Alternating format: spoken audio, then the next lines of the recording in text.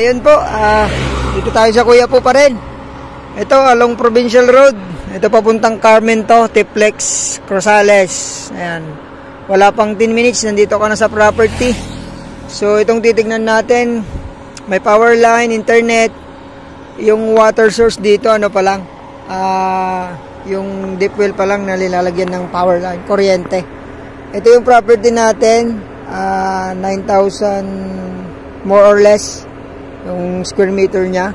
Ito naman yung umpisa ng lupa hanggang doon. Siguro no sa 35 to 40 meters yung ating frontage nito. Ito, maganda pong ano to, business area po ito.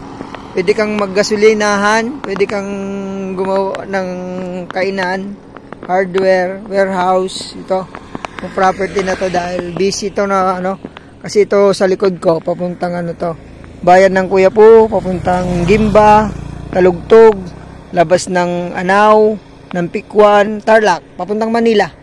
So dito po nagsushortcut yung iba kung ayaw pong dumaan po ng Tiplex. Pero sa Tiplex to wala pang ano, napakasaglit lang po ang travel nito. So ito yung end ng property dito sa may kainan. Ito po. So kahit anong business pwede to. Ayan, mahaba po, pwede sa gasolinahan.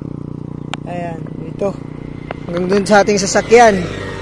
So, napakagandang property dito sa bayan po ng Kuya po. Titled property to mga ma'am sir. Pangalan po ng seller natin. Pahaba yung property natin pag ganun. So, ito tinatamnan po ng palay dati. Ngayon binibenta na. Kailangan po ata ng pera. Sa mga naghahanap po ng mga along Provincial Road, ito baka magustuhan nyo po ito, plat na plat din po. Kung gusto nyo magpataas dito sa may kalsada, pwede naman, pero pwede na pong hindi tabunan to mga ma'am sir, dahil kunti lang naman yung kanyang baba. Pakita ko po dito sa may baba nya. From Manila po ito, 2 hours lang at saka 20 minutes nandito ka na sa property. Ito po, flat na flat siya. Tapos yan, kunting taas lang ng konti itong kalsada.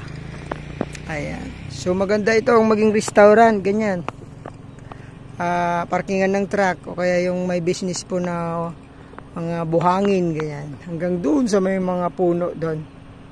Yun yung property natin. May kubo yung seller doon. So 40 meters yung kanyang frontage, pwede na. Ayun.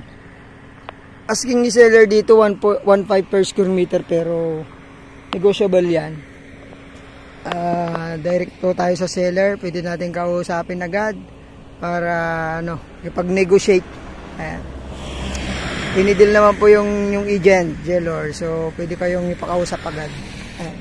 So yun, maraming salamat po. Ulitin ko, bayan po ng Kuya po, along Provincial Road. 9,000 more or less yung kanyang area. Pero papasid po ako ng title nito. Ayan.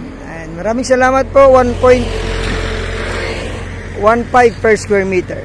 God bless sa ating lahat.